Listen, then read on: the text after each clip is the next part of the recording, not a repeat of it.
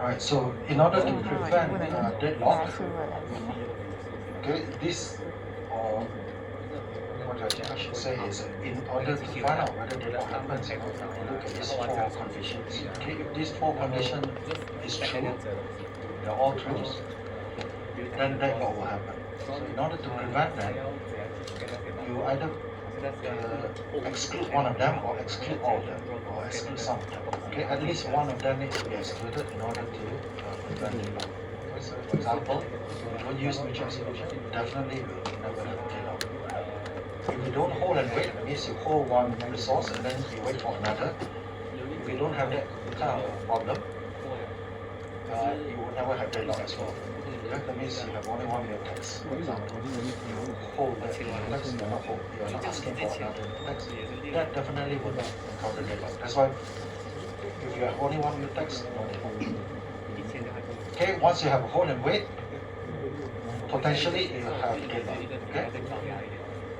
Of course, this is not the only condition. You must satisfy the other two also. Okay. Now, if let's say you cannot preempt. Okay, you cannot preempt.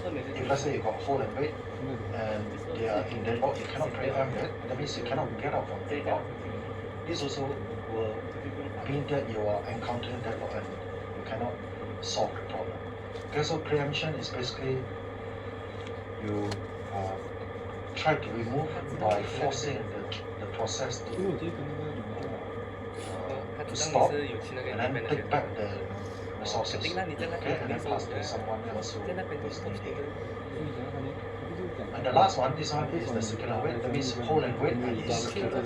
Okay, this is the remedy for deadlock. Now, if you can prevent any one of them, let's say you got hold and wait, but it's not circular wait, there will be no deadlock as well. Right? So that is preventing how you prevent deadlock. Now, another way to avoid deadlock from happening. Okay, I'll skip this because this is actually explaining hold and wait and all that I already discussed last week.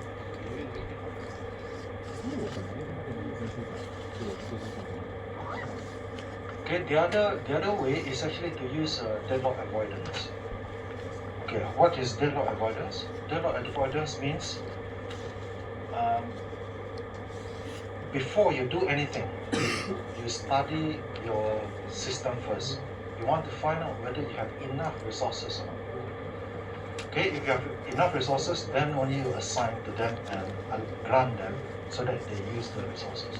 If you find out that you will have deadlock issues because you don't have enough resources, then you avoid granting it. So this is a deadlock avoidance. So it's different from prevention. Prevention means you are using the system. You have no choice. You are using it. Okay, but in order to prevent it, you must make sure that those four conditions cannot happen. In deadlock avoidance is different. It's way before that. That means you do your resource allocation first. You find out whether you have enough resources. If not enough, you avoid it from allowing people, the threat from accessing the resources. That means you deny the request. Okay, so this is avoidance. Just now is prevention. Prevention is something that you have to use, and you try to prevent the deadlock from happening by excluding one of the conditions. Avoidance, you look at your resources first before you allow the resource to be assigned. Now, deadlock avoidance, if you use it, definitely will never have deadlock. But deadlock avoidance actually, you are being too careful because you look at your resources. Let's say you got one thread needing 3 of the resources, the other thread needing 2 resources. So most of the time you'll be looking at how many resources that you have, and then you assign it appropriately. So you need to have at least 5, right? 5 resources in order to satisfy them. But then 5 maybe is too much because you can satisfy with 3 only. Okay? How do you do it? First, you assign 3 to one of the threads. Make sure that you return all the 3, and then you assign 2 of them to the other thread. You still can fulfill, right? But in daylight avoidance, you don't grant that at all. That means you are being too careful.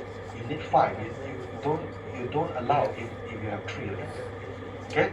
That means you need to have an excessive amount of resources. Okay, this daylight avoidance, one of the algorithms, many algorithms. One of them is proposed by Dijkstra scientist, computer scientist, and he is also the one that introduced many of the algorithms. And he introduced this banker algorithm to solve this problem. Okay, it's actually a daylight avoidance. Okay, I'm not going to use this because this example here, I think it's kind of hard to explain. I will use the video, but I want to mention about the thing that you're going to hear, because it's a video. This one has voice. Actually, you can watch it. The guy who actually, the instructor who presented, he's quite good at it. I think it's quite clear. You can watch the video after this as well, those who miss the lecture. Okay. What you're going to hear is safe state and unsafe state. What it means is this: if you want to avoid the deadlock, you need to find whether you have a safe state. Safe state is a sequence of acquisition of your resources. Let's say process 1, acquire the resources. Okay, once you finish, you return everything, and then you assign the resources to the next process. And the operating system need to find out how it assign the resources. Let's say, for example, I have to assign to P3 first, then P2, then P1, then P0. Let's say, for example, I have to assign in this order in order to avoid deadlock. That means I have to assign in this kind of sequence. This is called safe state. If I assign in different format, let's say P1, P2, P3 like this, and I find out that this one is unsafe. Okay, unsafe state means it does not mean it is going to fail, but from my analysis, it possibly can fail. So we try to avoid this unsafe state, because if you assign like this, you will not have enough halfway through, maybe up to this point here. We do not have enough resources to continue. Okay, so we have to assign in this way in order to allow the process to successfully complete without deadlock. That means we avoid deadlock. Okay, there's some example here, but I'm going to use this video. This video, actually, I was doing halfway, but I'm going to play the video. I'm not going to turn on the sound, but I'm going to perhaps just move this to a specific place and then I explain it. Okay? He also explained it. You can watch the video later on. So in deadlock avoidance, we have a number of processes, the one that I mentioned to you. So what we want to do is we want to assign the use of the resources according to this kind of sequence. Okay, of course this might not be practical, but it is useful because you can, even though it's not practical, you can actually assign this. That means you allow this P3 to run first, okay, and you block all this until this P3 finishes, and then you allow this P2 to run.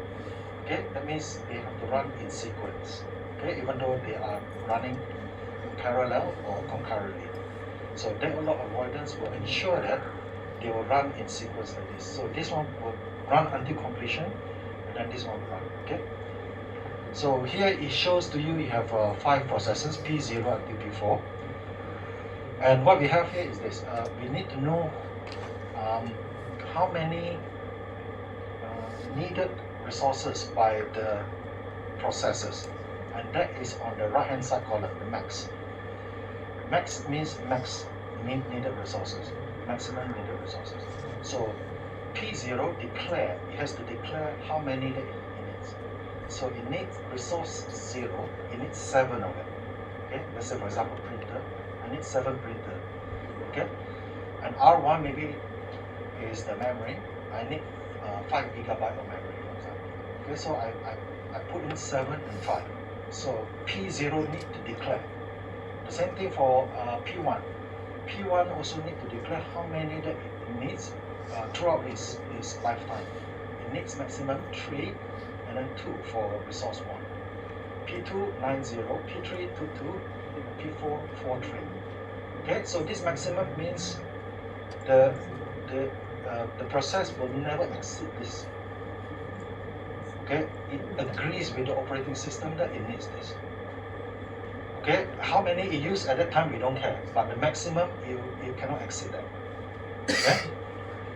Okay, on the left hand side, the allocated, that is the currently allocated resources. So I need 7, but I use 0 for P0, for R0.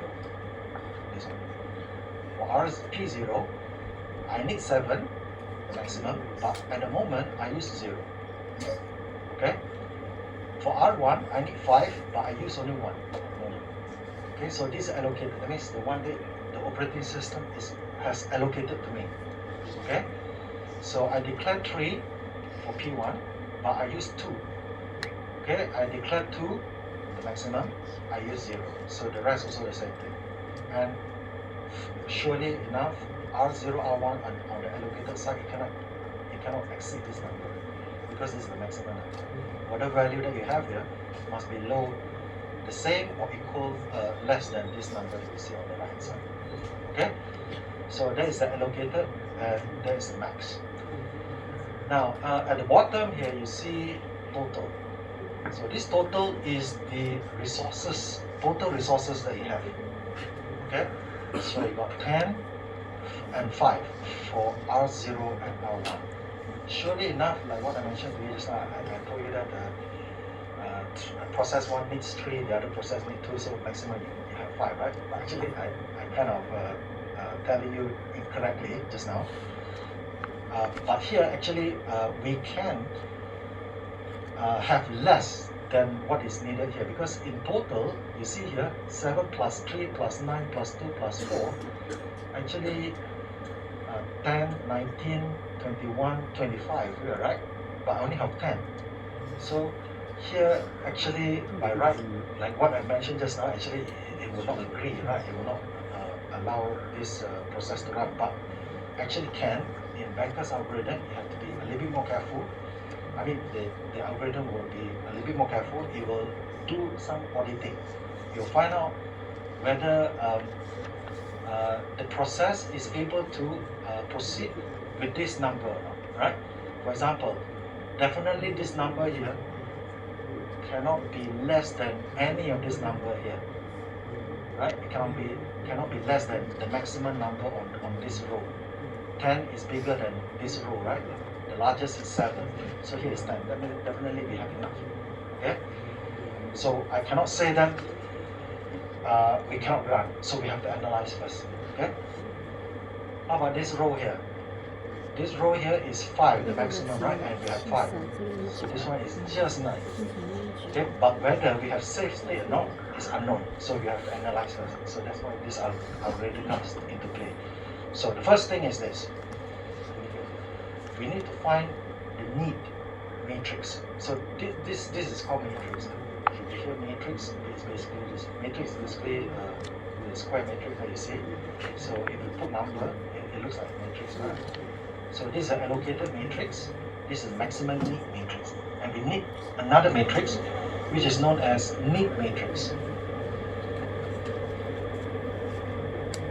The need matrix.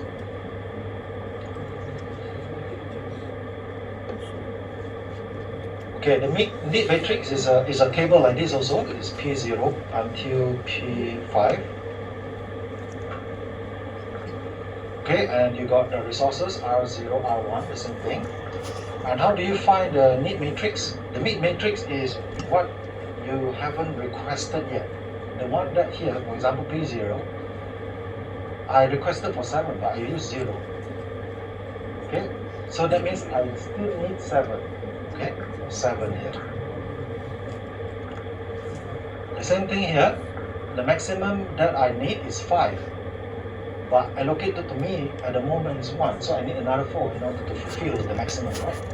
And here will be 6, 0, and here is 1, 1, and finally here is 4, 3. So this is a need matrix. Okay, we need this need matrix in order to compute this safe state. Okay, we will see later how we use it. P3 come along. Initially, it allocated to him already is 3, 0. Sorry, P3 is 1, 1. Okay, already assigned or allocated to it is 1, 1. Okay, and the maximum need is 2, 2, and the need matrix is 1, 1. This is the one that we still, P3 need, but then haven't used it, alright? And then it come along, and it say, okay, I want 1, 0. I want 1 of R0, 0 of R1, okay? And the operating system now have to do auditing. Okay, you have to look at the need matrix, look at the rest, and to find out whether is there any safe state, which is a sequence like this. Okay, actually, here he will not use safe state. There's another term for it he used here is safe sequence. Okay, so if you see safe state or safe sequence, it's the same thing.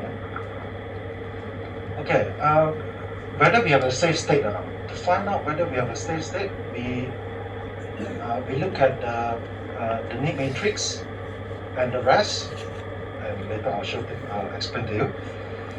So we find out if 1, 0, if I put 1, 0, meaning that this one will be 2, right? And first thing the operating system will find out is does it exceed the maximum? For example, here, I want 1, 0. I already allocated to me 1, 1, 1. So 1 plus 1 is 2, so it doesn't exceed 2. So meaning that yes, the operating system can grant it. Okay? How about 0 here? 0 plus 1 is 1, less than 2, right? 1 is less than 2, that means it does not exceed the maximum. So the operating system can allow, but not yet, huh? Because you have to look at the safe sequence. But first thing you have to filter out first to see whether the request is reasonable. In this case, it's reasonable because if this is given, it will be 2, 1. 2, 1 is less than maximum need, which is 2, 2. Now suppose if P3 requests 3, 0, do you think that operating system will allow this request? No, because it actually violates the maximum required resources agreed upon before they start this running this program. Okay, so that's how you find out whether you will grant or not. The operating system will grant or disallow it from taking these resources. Okay, so that is for the need matrix and also for this P3. Now let's move on. Let's move on to, I think you will create the, I think here. Okay, he's explaining the one right. Okay. I need to come here. I already explained what he explained just now. Okay, is it the same? The need matrix is the same, isn't it? 74126011143. Okay. Now on the right hand side actually is the algorithm. Okay, he's explaining right now how does it work. And remember, P3 asked for 1, 0, so he changed here to 2. Okay, you can see 2 there. We already changed this to 2. Okay. When he changed it to 2, he just tests on here. It haven't changed, haven't grant yet. He just changed 2 because he wants to find this safe sequence. Okay, this request whether there's any safe state or not.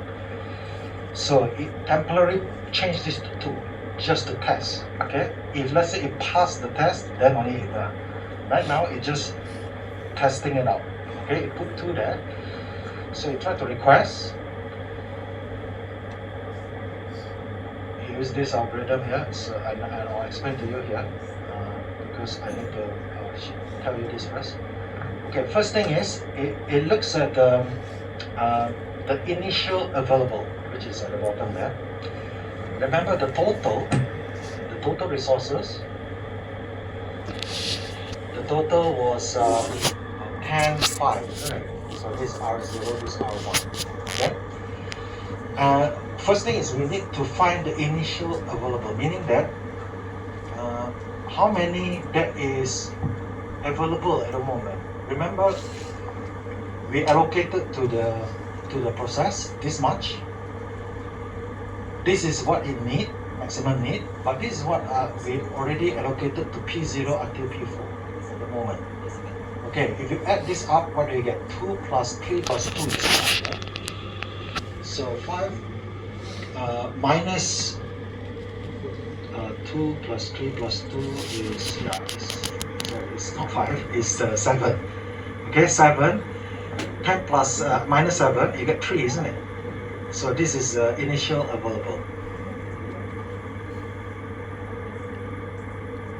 Okay, and this 3 here also include this newly allocated one, 1/3 by the P3.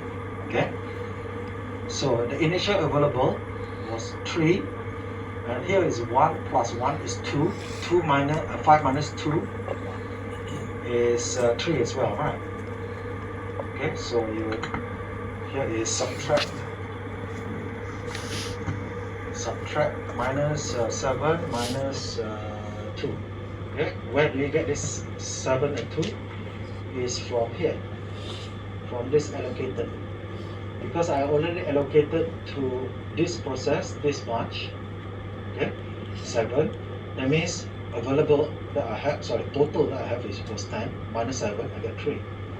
This allocated one is 2, so currently I have 3. So there are 3 left for R0, 3 left for R1. Okay, so this is the initial available.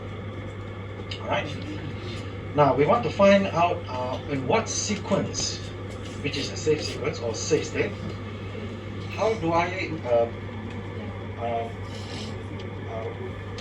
assign these resources to the process such that it will not encounter deadlock.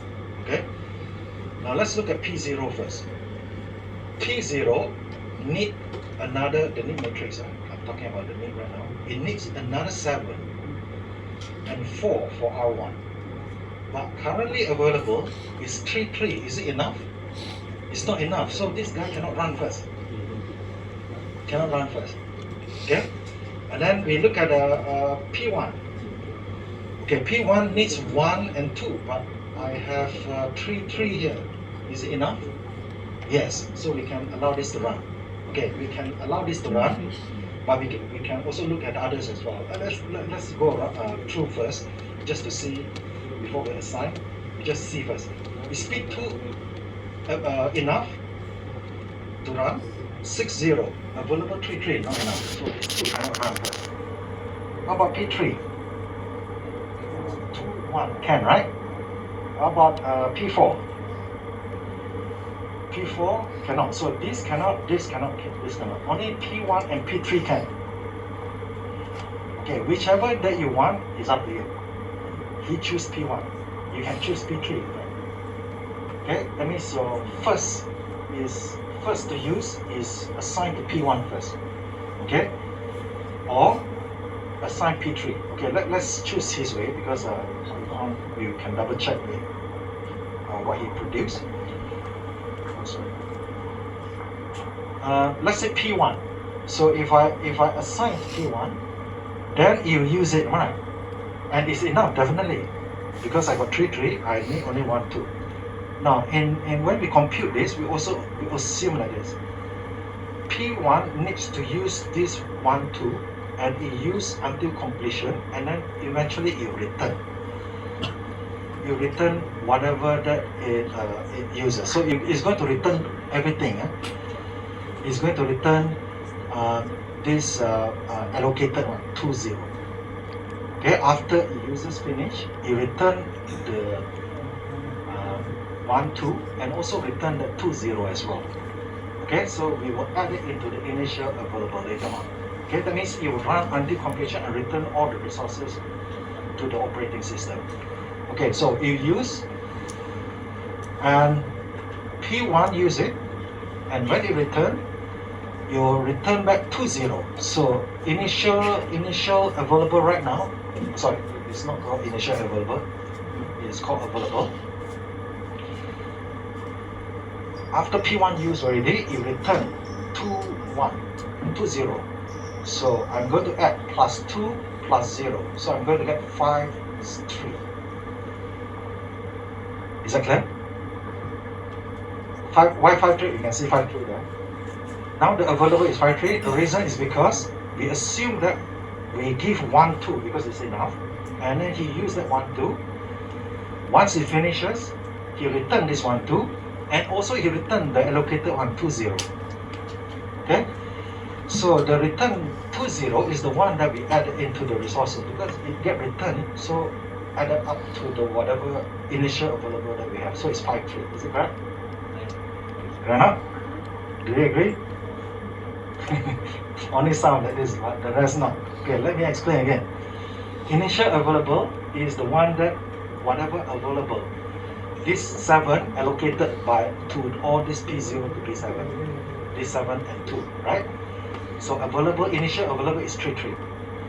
Now the rule is when we assign this 1, 2 to P1, so you take away from this 3, 3, 3. So I'm able to use it, right? This P1 can able to use it. Now you run until completion. When it complete, you return all the resources, including this 1, 2. Because it take from this 3, 3, right? So you're going to return to 3, 3. It's fine. But then on top of this 3, 3, you also return whatever that is allocated to it 2, 0. So we need to add 2, 0 here. Is that clear?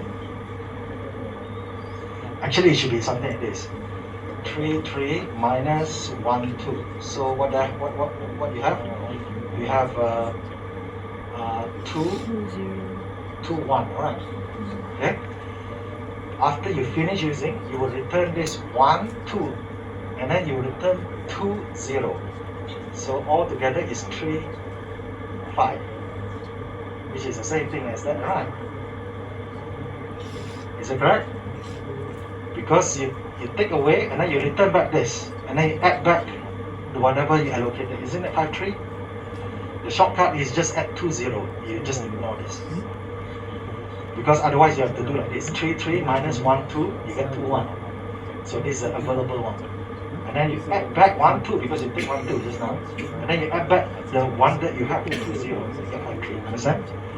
Actually, you have to do this step here. But shortcut is to add 2, 0. Is it correct? Shortcut, right? Okay? Actually, you should be doing this: 3, 3, you take 1, 2, you get 2, 1. Okay? But when you finishes, you have to return the 1, 2. You also have to return what you already allocated earlier on, 2, 0. So when you add this up, you get 2 plus 1 plus 2 is 5, 1 plus 2 plus 0 is 3. You end up with this same number. Here I do shortcut. I just don't count this because I start from 3, 3. So I add back the 2, 0. That's why I get 5, 3. Okay? Now, with this 5, 3, then I can go and look inside here. So this one is done already. Okay, done already. So I go and look inside here, this list. Who else that can start to run? Because I got 5, 3 right now. This guy is done. He returned all resources.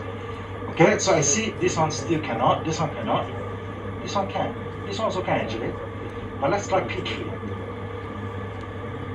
Okay, so P3, if I use 2, 1, I got enough, 5 and 3. Okay, if I use this, then I have to subtract and then add it back again. But the shortcut is to take P3. P3 is 2, 1. So when I finishes, I'll just add 2, 1. So eventually my available at this point is 7, 4. Okay, 7, 4. So I'm done with this. Okay, I'm done with it. Now I got 7, 4. Now I can choose anyone. I can run this or I can run this. Up to you.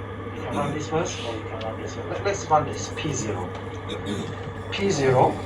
And I use all. So I don't have any more. But it's fine. 0, 0. So it will be 0, 0. But once I finish, I'll return back 7, 4. Okay, 7, 4. Return back 7, 4. And also return back 0, 1. Okay? 0, 1. So my available right now is going to be 7, 5. Okay, 7, 5. And finally, of course, this is done already. And finally, we also can, actually we can run this also just now, I missed it. So we can run this or this just now. So I chose this. Now we can choose this. P2. Okay, so I'm going to use 6. I'm going to use 0 is enough. And when I return, P2 is return 3, 3. So 3, 0 plus 3 plus 0. So eventually available for this is going to be 10, 5. Okay, so return 10, 5. Now, P0 actually requests none earlier on, but right now it requests the full one, 4, 3. And it's definitely enough. So when you return, we return 0, 0. So we do P4. So finally available is plus 0, 0. Because it actually did not acquire anyone. It acquired P3 immediately from here, enough. And then finally it returns 0, 0. You get that 10, 5. So you find out that this is the sequence where it is safe sequence or safe state. Okay? So when we assign the process, we have to assign it like this. Right? That means the operating system says, okay, since I can find the safe sequence, now I can allow this guy to acquire 1, 0. Okay? So does it approve this request from P3? P3 request for, earlier on, requested for 1, 0. Is it granted? Yes. Why? Because we have a safe sequence, P1, P3, P0, P2, P4. The operating system is sure that no deadlock is going to happen. Then it's going to grant this P3. Yes, I can give you this. You understand? So why is it called banker's algorithm? Because you do accounting. Just like you go to the bank, right? So you find out whether you've got enough debit, credit, and all that, right? So here it's the same thing, debit, credit. Do you have enough money? If you have enough money, yes, I can borrow to this guy, for this guy, in sequence. And this is a safe sequence. So I can lend to all of them this much of resources, and they are going to be happy and no deadlock. Is that clear? Yes.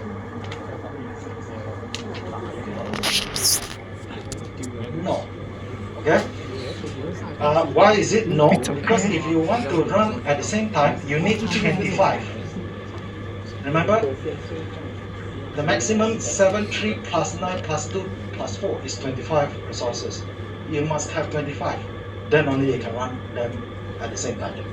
But in this banker's algorithm, we try to minimize this total available. We want to find, if let's say we have this much, can we find a safe sequence? And this safe sequence will only allow one process to run until completion. Okay? Right, so that is just an assumption only, right? It's just an assumption. Because you see, when I do this analysis, I'm thinking the banker actually think of the worst case. He just want to find whether this is safe sequence. But actually, he want to grant only 1, 0. See that 1, 0? This is just a mental, mental scenario that the banker think of the worst case. Because this is the worst case that can happen. Okay? If this worst case, you still survive this worst case, that means I can assign 1, 0 to you. You understand? To answer your question just now, maybe I did not make it clear. Yes, you can run them in parallel. After the operating system grant you 1, 0, you can run in parallel, no problem. But this is the sequence where the operating system need to make sure that it is safe. That means there's a safe path and there's no deadlock. Okay? So when the operating system grant 1, 0, Now P0, P1, P2, P2, P4 has this, right? This value, right? And it can run in parallel.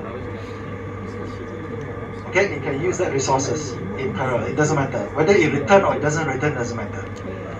Here, when we compute the safe sequence, we assume that it will return. Okay, because this is the worst case. What the banker is looking at is the worst case. Right?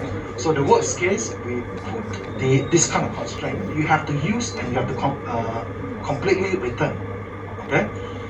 Because otherwise, I will not grant. You understand? But once I grant, it means that you have enough resources and you don't have to worry about deadlock. Because deadlock will never happen.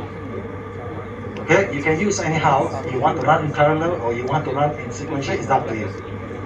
Okay? Once I grant here. Because once I grant, I already know that there is a safe sequence. Is that clear? Okay, so this deadlock avoidance is different from what we have studied before.